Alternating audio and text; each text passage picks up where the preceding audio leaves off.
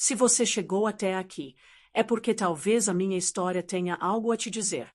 Meu nome é Maria das Graças, tenho 63 anos, e hoje vivo sozinha, isolada, numa pequena casa de taipa no coração seco do sertão do Maranhão. Não tenho vizinhos, não tenho telefone, não tenho televisão.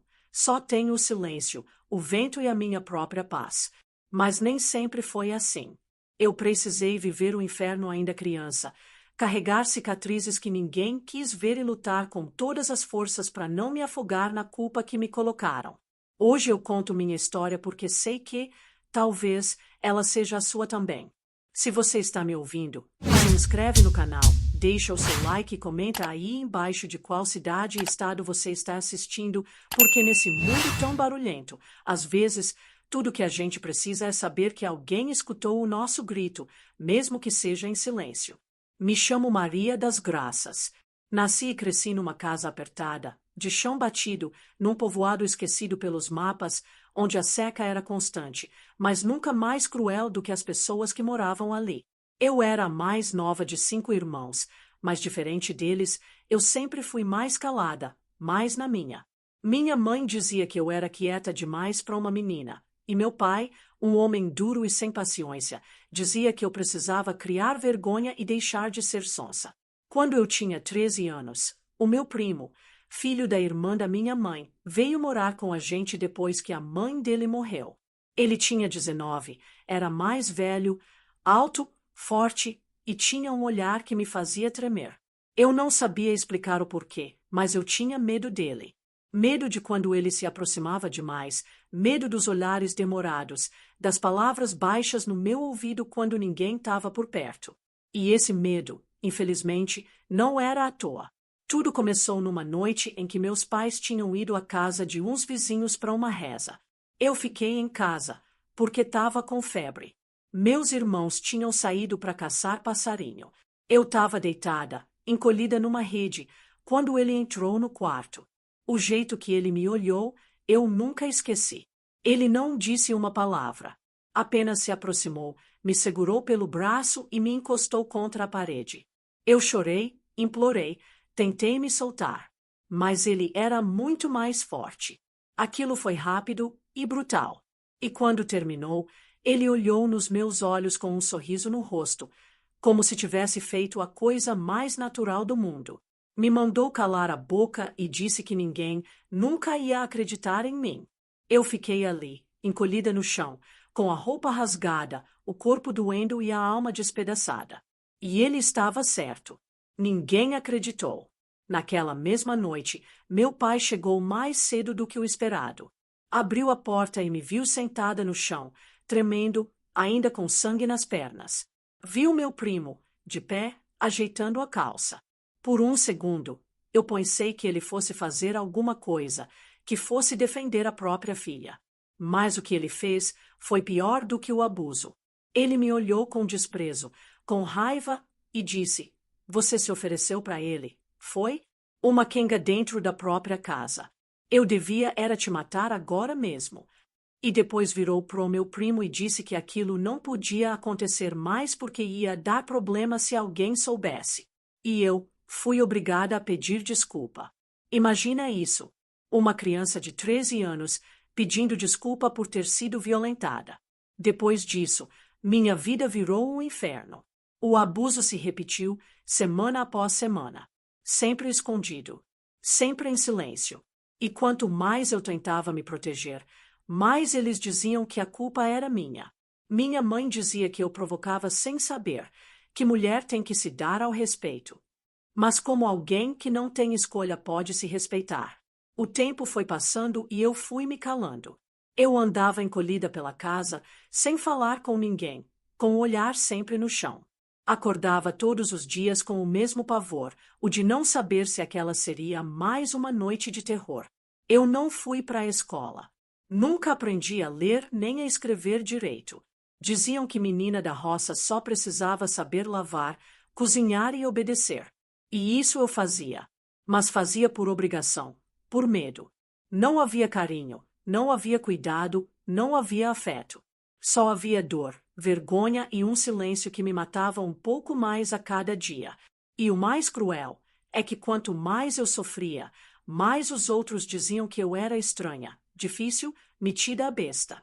Ninguém queria saber por que eu vivia com os olhos vermelhos, porque eu me encolhia quando um homem se aproximava, porque eu tremia quando meu próprio primo passava a mão nos meus ombros fingindo ser afetuoso. Eu era a errada, a maldita, a culpada. Com 15 anos, comecei a pensar em fugir. Mas para onde iria?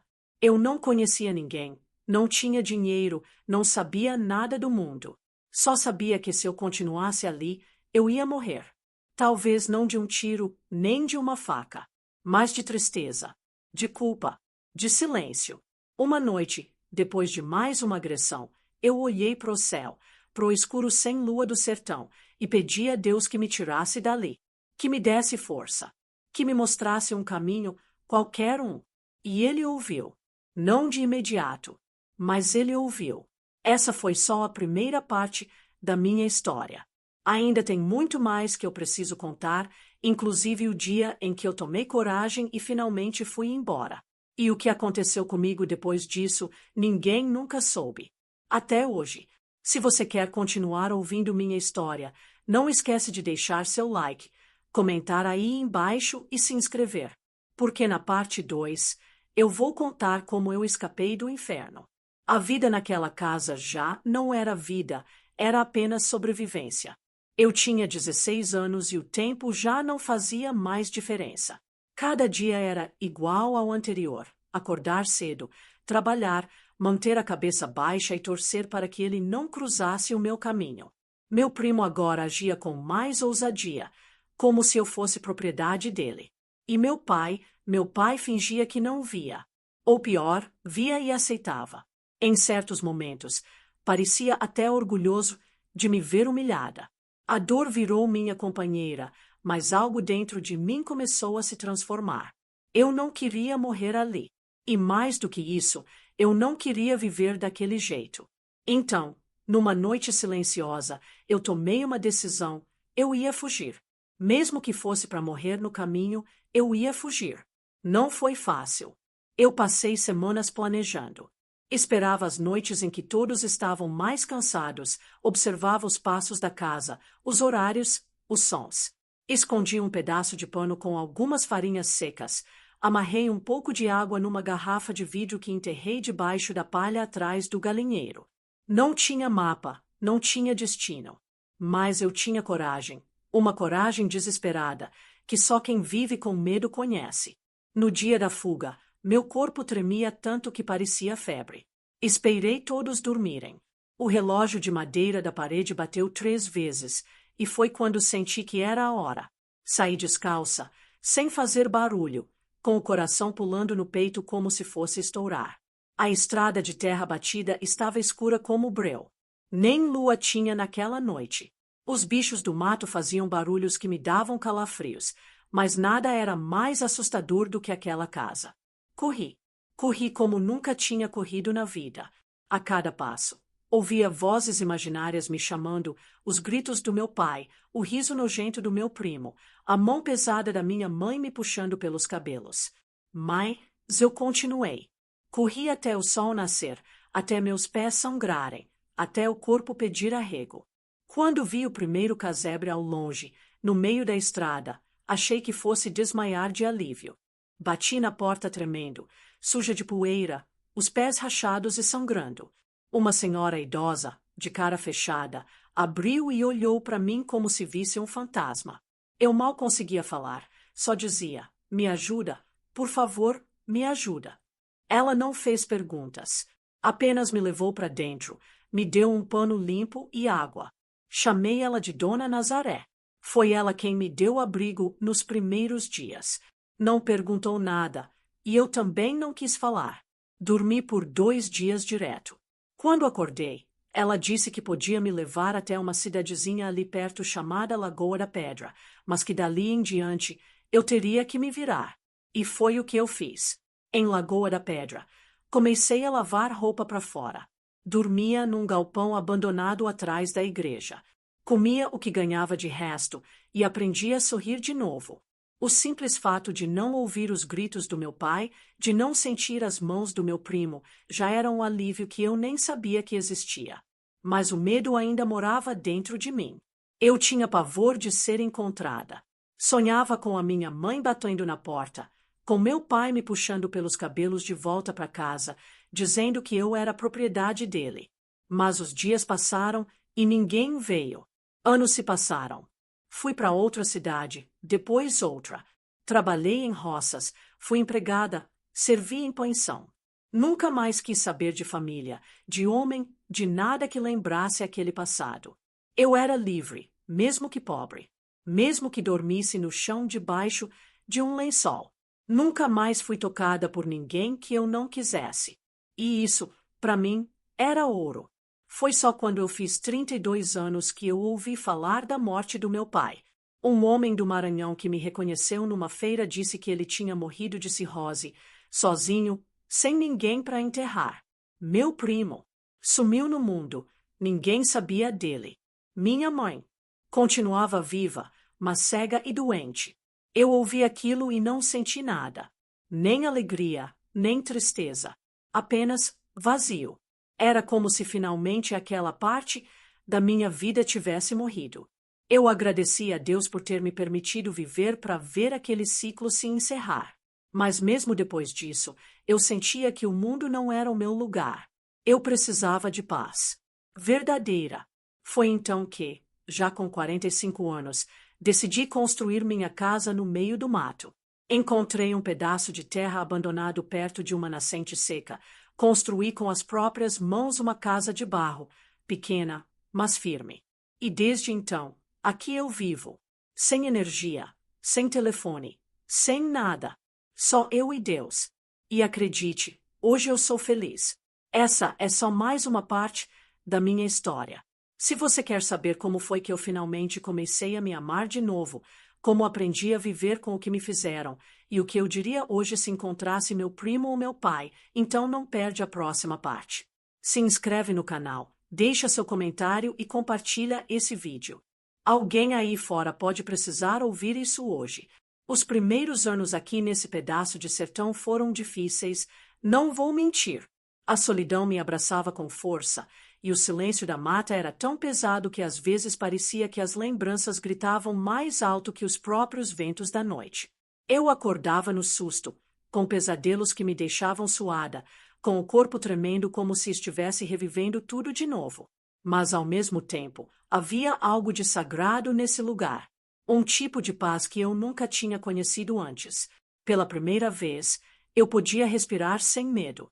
Ninguém me olhava com desconfiança, ninguém me culpava, ninguém me tocava sem permissão. O chão seco sob meus pés era meu. O café que eu coava no pano era meu. A lamparina acesa nas noites escuras era minha. E eu, pela primeira vez, também era minha. Com o tempo, comecei a criar rotina. Acordava cedo, antes do sol nascer, escutando o canto dos galos ao longe. Varria o terreiro, aquecia água no fogão de barro, cuidava das poucas galinhas que consegui trocar por dias de serviço. Plantei mandioca, feijão e até algumas ervas que aprendi com uma curandeira numa cidade vizinha. Meu corpo começou a criar força, meus braços endureceram, minha pele queimou do sol e a mulher frágil que um dia foi abusada começou a virar outra. Eu me olhava no espelho de caco pendurado na parede de taipa e me perguntava: será que alguém reconheceria a menina que eu fui? Aquela menina que ninguém ouviu, aquela menina que todos culparam. Eu mesma já não conseguia enxergar ela. E aos poucos, isso deixou de doer. Mas é claro que a dor nunca some de verdade. Ela aprende a se esconder, se disfarça de lembrança, aparece em cheiro, em sonho, em música. Um dia desses, por exemplo, eu estava acendendo o fogo quando ouvi um som vindo do rádio velho de pilha que um andarilho me deu em troca de farinha. Era uma música de Luiz Gonzaga. Aquele som me levou direto para a infância, para a época antes do inferno começar, quando minha mãe ainda sorria e a gente dançava no terreiro. Eu chorei. Chorei muito. Mas não foi de tristeza. Foi de saudade daquilo que eu poderia ter sido se tivessem me amado. se tivessem me protegido. Mas depois que chorei, eu sorri, porque ali, sentada no chão da minha casinha de barro, eu percebi, eu sobrevivi. E só isso já é um milagre. Um dia, recebi a visita de uma moça da cidade. Ela era assistente social e estava passando pelas casas da região para ver como o povo vivia. Quando me viu, ficou surpresa. Disse que não imaginava alguém vivendo sozinha ali, isolada, sem televisão, sem luz. Me ofereceu ajuda, disse que podia me colocar em programas do governo, que eu podia ter uma casa melhor, mais conforto. Mas eu olhei nos olhos dela e disse: minha filha, não existe conforto maior do que a liberdade. Essa casinha aqui é o meu castelo. Ela me abraçou, e eu senti naquele abraço algo que eu nunca tinha sentido antes: respeito. Ela não tentou me mudar, só escutou. E para mim, isso foi tudo. A gente conversou por horas naquele dia, e foi ela quem me deu a ideia de contar minha história. Disse que muitas mulheres passam por coisas parecidas e acham que estão sozinhas, que o silêncio mata mais do que o abuso. E aquilo mexeu comigo. Passei semanas pensando, até que resolvi gravar minha voz, contar tudo de uma vez. Não foi fácil. Cada palavra era como uma ferida se abrindo de novo, mas eu sabia que minha dor podia ser remédio para alguém. E foi assim que essa história chegou até você. Hoje, aos 63 anos, eu não tenho arrependimentos. Eu não sou vítima. Eu sou sobrevivente. E mais do que isso, eu sou vitoriosa. Não deixei que os horrores me definissem. Construí minha vida com as mãos calejadas e o coração remendado. E posso te dizer, com toda a certeza, nunca é tarde para recomeçar. Nunca é tarde para fugir da dor e correr em direção à paz, mesmo que essa paz esteja no meio do nada, mesmo que ela custe tudo. Porque viver vale a pena. Sim. E eu sou prova disso. Na próxima parte, vou te contar sobre uma visita inesperada que mudou tudo outra vez. Algo que eu jamais imaginei que viveria e que me fez encarar meu passado de frente. Se você quer continuar ouvindo, não se esqueça de se inscrever, deixar seu like e comentar aí embaixo. Diga para mim, você acredita que o perdão é possível ou que tem coisas que nunca deveriam ser perdoadas? Fazia tempo que eu não via ninguém por essas bandas. A última pessoa que tinha passado por aqui foi um vaqueiro perdido, perguntando por um atalho que já nem existia mais. Mas naquela manhã, eu senti algo diferente no ar. Era como se o vento tivesse mudado de direção. O céu estava esquisito, meio nublado, e os pássaros pareciam inquietos. Eu estava cuidando das minhas plantas quando ouvi passos na trilha. Achei que fosse um daqueles andarilhos, mas quando levantei os olhos, o mundo parou. Era ele, meu primo. 30, talvez 40 anos depois, ali estava ele, mais velho, mais magro, com o rosto que o tempo maltratou, mas com aqueles mesmos olhos que um dia me fizeram tremer de medo. Meu sangue gelou. Minhas pernas falharam. O passado, aquele que eu achava enterrado, estava vivo e parado diante de mim. Ele ficou ali parado, com o chapéu na mão, sem saber se dizia alguma coisa. Eu não conseguia me mexer. Minha primeira reação foi pegar meu facão que estava fincado no toco de madeira ao lado. Eu não ia deixar ele se aproximar. Não dessa vez. Mas ele não se moveu. Não disse nada. Ficou olhando para mim com um olhar que eu não soube decifrar. Eu sentia nojo, raiva, medo, tudo de novo, como se eu tivesse voltado a ser aquela menina de 13 anos. E quando finalmente consegui abrir a boca, tudo que saiu foi: o que é que você está fazendo aqui? A voz saiu baixa, mas firme. Ele engoliu em seco e disse: eu só queria te ver. Saber se você estava viva. Saber se você me odiava. Eu ri.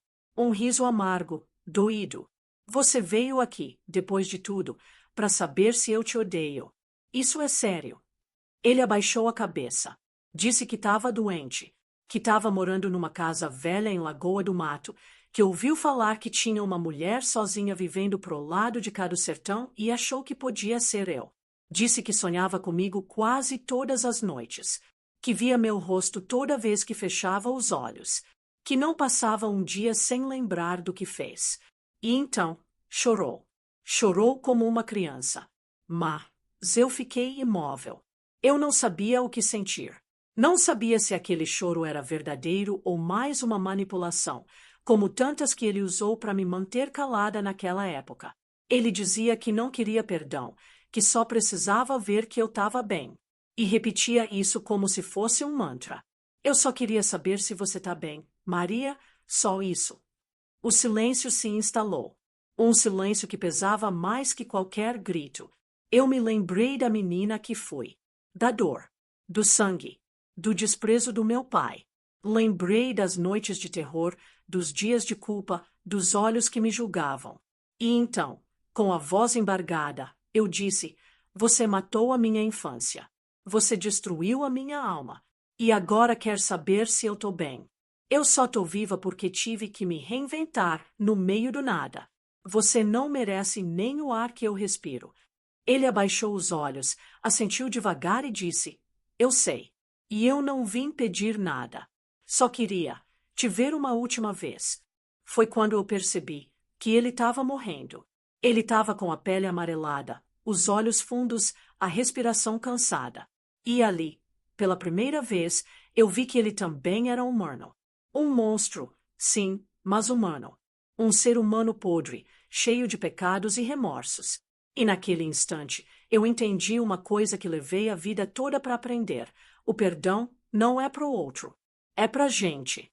Eu não disse que perdoava, mas eu disse que ele não era mais dono do meu medo.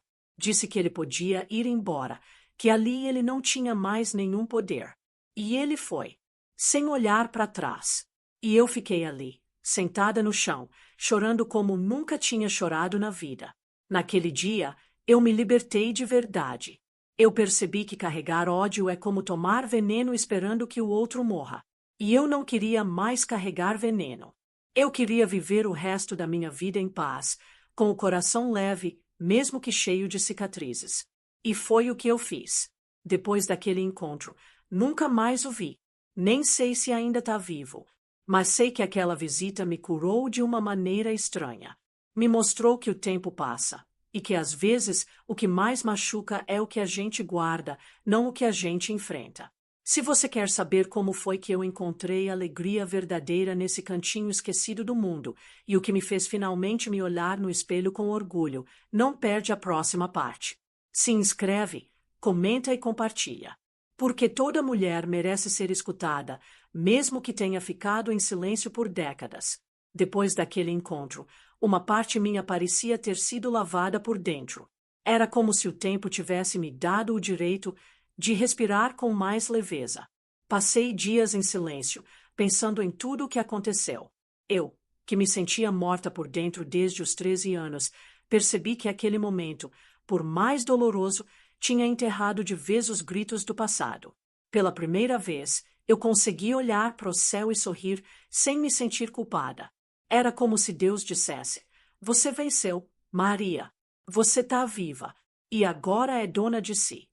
E aquilo foi um dos dias mais bonitos da minha vida. Acordei cedo, como sempre, mas naquele dia a luz do sol parecia diferente.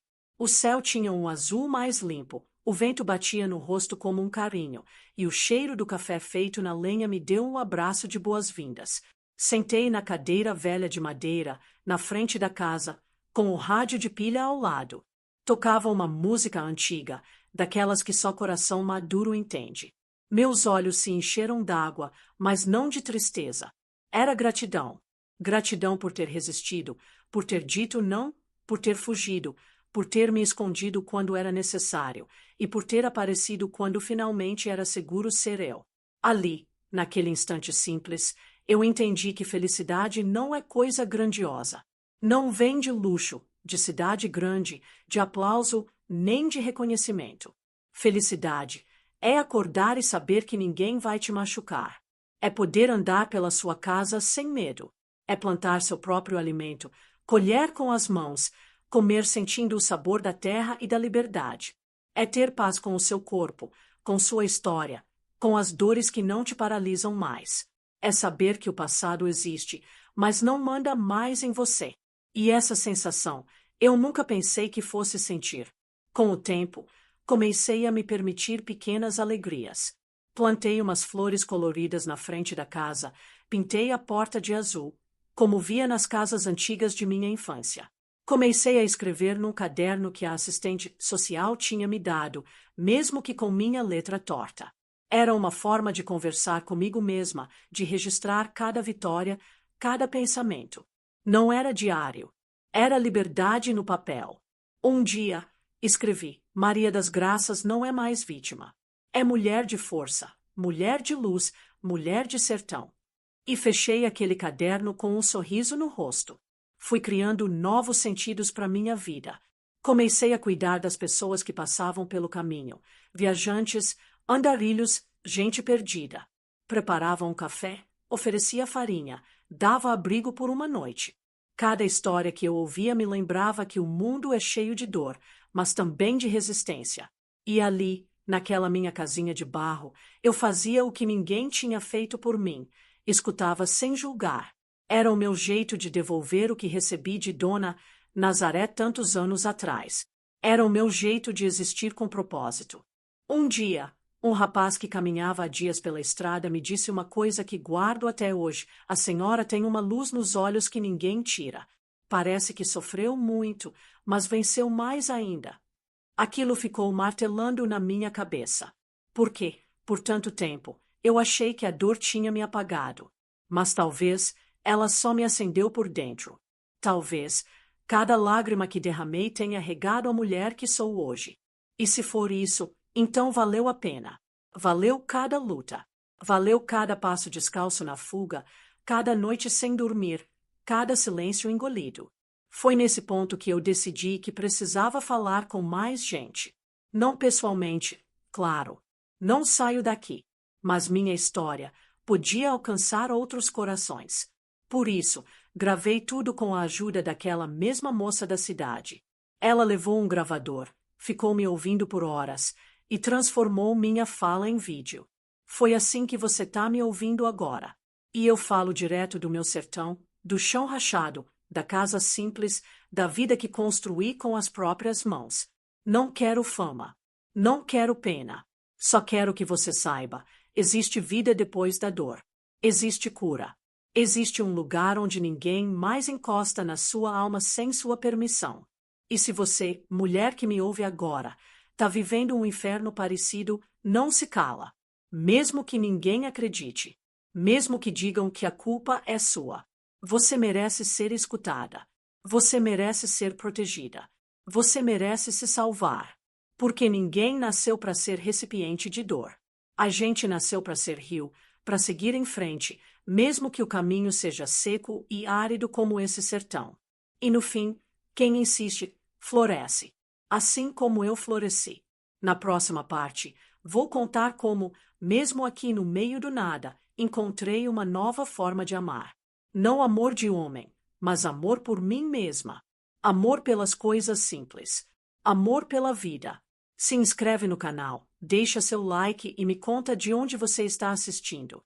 Porque cada comentário me lembra, eu não tô mais sozinha. Durante muitos anos da minha vida, eu acreditei que eu não merecia amor. E não tô falando só do amor dos outros, não, tô falando do mais importante, o amor próprio. Eu olhava no espelho e só via as marcas do que fizeram comigo. Sentia no corpo as memórias do passado e na alma um peso que me impedia de me enxergar como alguém digna de afeto, de cuidado, de carinho. Mas foi aqui, nesse lugar que ninguém quer morar, que eu aprendi o valor de me amar. Um amor construído com paciência, com cicatrizes e com o silêncio que me ensinou a escutar meu próprio coração. No começo, eu não sabia nem por onde começar. Achava que amor próprio era coisa de mulher da cidade, dessas que leem livro e fazem terapia.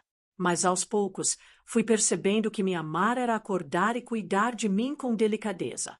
Era ferver a água e preparar o meu café com calma. Era pentear meus cabelos brancos com carinho, como se eu dissesse para mim mesma, você merece. Comecei a me tocar sem culpa. Passei a respeitar meus limites. Quando sentia dor, eu descansava. Quando chorava, eu me acolhia. E, principalmente, quando lembrava do que vivi, eu não me julgava mais. Me olhava com compaixão, como quem olha para uma criança ferida que só precisava ser protegida.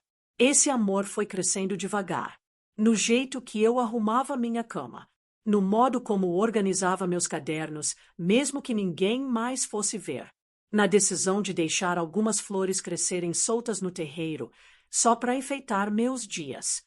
Um dia, reparei que minha risada voltou a sair alto. Era uma tarde de chuva, daquelas raras, e eu escorreguei no barro e caí sentada com um balde na mão. Em vez de xingar, eu ri, sozinha. Ri tanto que chorei. E naquele riso, eu me vi, me senti viva, me senti leve. Pela primeira vez, eu era só eu, sem culpa, sem dor. Outro dia, recebi a visita de uma moça da cidade. Ela me trouxe um sabonete cheiroso e disse que era um presente porque a senhora merece coisa boa. E eu me emocionei, porque por tanto tempo eu achei que merecia só o resto, só o que sobrava. Mas naquele dia, aceitei o presente com o coração aberto. Usei o sabonete com gosto, com honra, como se dissesse para o mundo: eu também posso ser cuidada. E isso, minha filha, é uma revolução. Porque mulher que foi machucada aprende a se esconder, a se diminuir. E se permitir brilhar de novo é um ato de coragem. Passei a fazer coisas que me davam prazer. Escrevi poesias nos meus cadernos, mesmo com meus erros de ortografia. Eu não ligava. Escrevia do meu jeito. Um dia, escrevi: a menina que eles calaram virou mulher que fala com o vento. E o vento levou. Levei minha rede para debaixo do pé de juazeiro e fiquei horas olhando as nuvens, ouvindo os passarinhos. Eu era livre. Com o tempo, aprendi a cozinhar para mim mesma com amor, a plantar com intenção, a cuidar do meu corpo como quem cuida de um templo. E sim, meu corpo é sagrado. Mesmo marcado, mesmo envelhecido, mesmo com as cicatrizes invisíveis. Ele é meu. Só meu. E isso ninguém mais me tira. Uma das coisas mais bonitas que aprendi foi a me perdoar. Porque sim, por muito tempo eu me culpei. Pensava, será que eu podia ter gritado mais forte, fugido mais cedo, reagido melhor? Mas hoje eu sei, eu era uma criança. E criança não tem que ser forte. Quem tinha que me proteger eram os adultos. E eles falharam. A culpa nunca foi minha. E repetir isso para mim mesma, todas as manhãs, me curou aos poucos. Hoje, olho para o espelho e digo: Maria das Graças, você foi valente. Você fez o que pôde. E hoje você é inteira. Esse amor por mim mesma virou minha proteção, meu escudo, meu abrigo. É ele que me impede de voltar para a dor. É ele que me sustenta quando a saudade bate ou quando o medo tenta se infiltrar. E eu te digo, mulher que me ouve, o amor próprio não nasce do nada. Ele é plantado com cuidado, regado com paciência e colhido no tempo certo. Comece devagar. Se abrace. Se perdoe. Se enxergue. E saiba, você merece. Na próxima parte, vou te contar como a solidão, que um dia foi castigo, virou minha melhor companhia. E como viver sozinha pode ser, sim, a forma mais pura de liberdade. Se essa história está te tocando, se inscreve no canal, compartilha com alguém que precisa ouvir e me diz o que você faz por você mesma todos os dias. Muita gente pensa que viver sozinha é uma tristeza sem fim, que é sinal de fracasso, de abandono, de esquecimento. Mas para mim, a solidão virou a mais sagrada forma de liberdade. Durante anos, a presença dos outros foi sinônimo de dor. Cresci cercada por gente que me machucava, que me usava, que me calava. E foi só quando me afastei de tudo, do barulho, dos olhares, das vozes, que eu consegui ouvir, finalmente, o que vinha de dentro. O silêncio, que antes era assustador, virou morada da minha paz. Aqui, nesse cantinho do sertão, sozinha, eu reaprendi a ser. No começo, é claro, a solidão doía. O silêncio da noite parecia ecoar meus traumas. Eu escutava passos que não existiam, sentia sombras nas paredes, revivia cenas que marcaram meu corpo. Mas com o tempo, esse vazio se transformou. O som do vento batendo nas palhas do telhado passou a ser música. O chiado do fogo aceso se tornou companhia. Os passarinhos me acordavam com uma delicadeza que homem nenhum jamais teve comigo. E eu descobri que existe uma alegria tranquila em acordar e saber que ninguém vai te invadir, ninguém vai te silenciar, ninguém vai te manipular. A solidão virou o meu refúgio. Comecei a conversar comigo mesma, em voz alta, às vezes. Contava minhas lembranças, narrava os sonhos da infância, desabafava como se tivesse alguém me escutando ali, sentado na cadeira de madeira. E, de certo modo, tinha sim, era eu mesma. Pela primeira vez, eu era ouvinte de mim. Passei a rir das minhas histórias, a chorar sem vergonha, a cantar sem medo de errar a letra. Ninguém para corrigir, para apontar, para condenar. E essa liberdade me libertou mais do que qualquer fuga que já fiz na vida. Tem gente que acha que mulher sozinha é amarga, é seca, é vazia. Mas quem pensa assim não conhece a doçura de uma mulher em paz consigo mesma. Aqui, no meio do nada, eu reencontrei tudo. Minha força, minha fé, minha voz. Comecei a dançar sozinha no terreiro quando o sol se punha, como fazíamos quando eu era criança. Dançava com os pés no chão, com os braços pro céu, agradecendo por estar viva, por ter escapado, por ter resistido. E ali, sem plateia, sem palmas, sem ninguém para ver, eu era plena. Porque dançar para si mesma é sinal de cura. A vida aqui é simples. Eu planto o que como, cozinho no fogão a lenha, lavo minhas roupas na mão e durmo cedo quando o céu escurece. Não tenho relógio, não tenho despertador, não tenho vizinhos. E não troco isso por nada, porque todo canto da minha casa carrega minha história. As panelas de barro, o filtro de barro, o banco de madeira que eu mesma fiz. Cada coisa aqui tem alma, e essa alma é minha. Nunca mais precisei pedir permissão para ser quem sou. Nunca mais precisei engolir o choro para não incomodar. Aqui, eu sou livre até para chorar alto. E acredite, é possível ser feliz assim.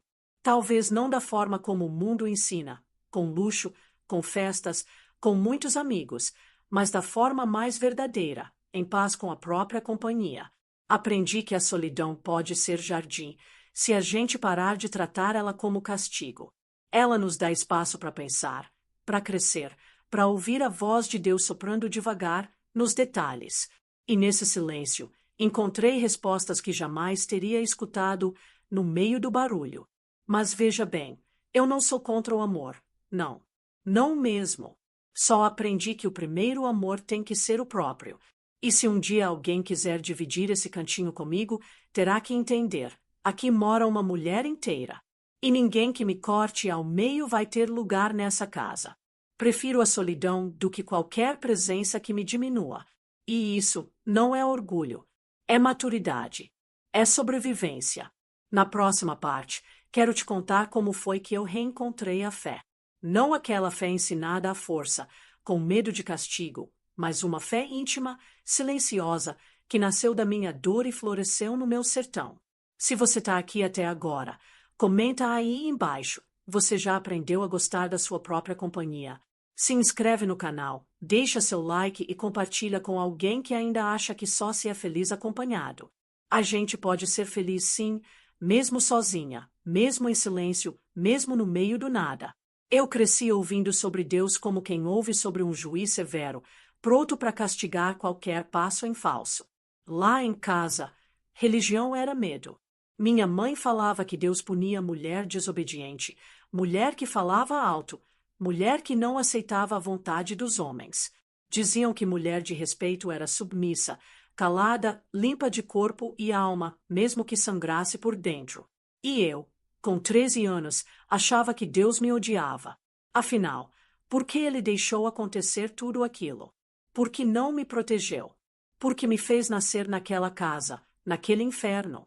Essas perguntas me acompanharam por muitos anos, até que aqui, no meio do sertão, eu escutei Deus de outro jeito. A fé que me salva hoje não nasceu em igreja. Nasceu no silêncio da mata, no vento que passa por entre as folhas, na luz do sol que aquece meu rosto todo o amanhecer. Eu entendi que Deus nunca foi aquele homem severo que apontavam no altar. Deus era o sussurro que me dizia, foge, naquela noite escura. Era a força nas minhas pernas cansadas, correndo pela estrada de terra. Era a água limpa que Dona Nazaré me deu, sem me perguntar nada. Era a coragem escondida nas minhas lágrimas.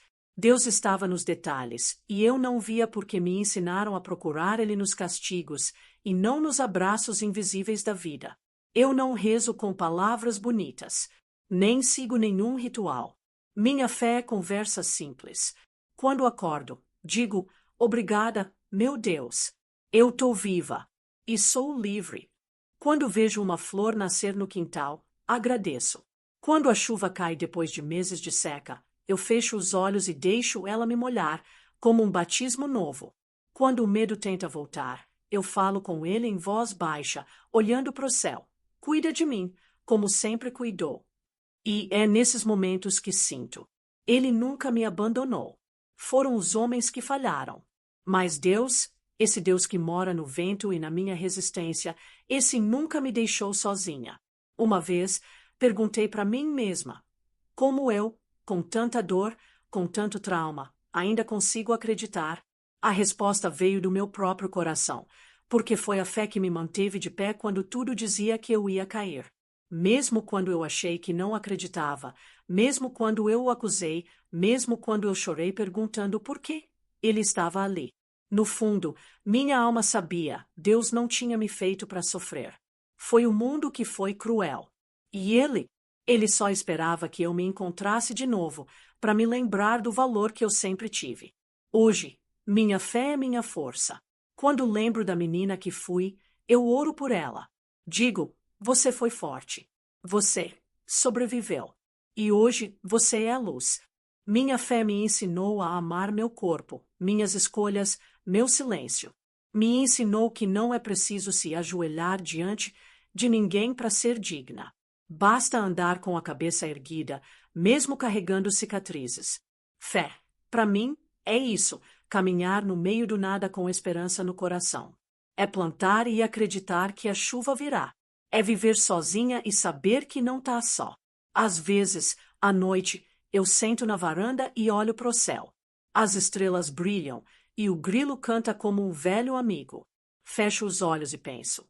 Se eu pudesse falar com aquela menina de 13 anos, o que eu diria? Eu diria, não é sua culpa. Um dia você vai sair daí. Vai ter paz. Vai sorrir. Vai ser feliz sem ninguém mandar em você. E hoje, aos 63 anos, eu posso dizer com toda certeza, eu venci. E se você está aí, me ouvindo, com o coração apertado, saiba que você também pode vencer. Essa é a última parte da minha história, mas não é o fim. Porque enquanto eu viver, vou continuar falando. Vou continuar sendo voz para quem ainda está em silêncio. E se esse vídeo tocou teu coração, compartilha com alguém que precise escutar isso. Se inscreve no canal. Deixa seu comentário dizendo de onde você está me ouvindo. Porque cada voz que se junta à minha é um grito a menos sendo calado. E lembra, a dor pode marcar, mas não define. Você é maior que o que fizeram com você.